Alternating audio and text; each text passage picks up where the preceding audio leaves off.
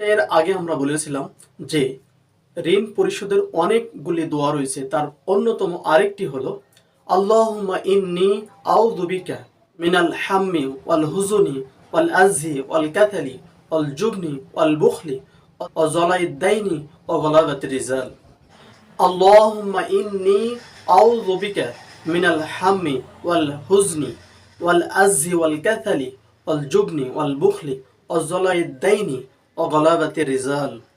এভাবে আমরা আল্লাহ সুবহানাহু ওয়া তাআলার কাছে বলছি, হে আল্লাহ, নিশ্চয় আমি তোমার নিকটে দুশ্চিন্তা, দুর্ভাবনা, অক্ষমতা, অলসতা এবং ভীরুতা, কৃপণতা এবং ঋণের ভার এবং মানুষের প্রতাপ থেকে আল্লাহ সুবহানাহু ওয়া তাআলার কাছে আশ্রয় প্রার্থনা করছি। এভাবেই আল্লাহ সুবহানাহু ওয়া তাআলার কাছে আমরা বারবার বলতেছি এবং ৫ ওয়াক্ত সালাতের শেষে আপনি এটা বলার চেষ্টা করবেন। অন্যান্য সময় সকাল বিকাল আপনি বলার চেষ্টা করবেন।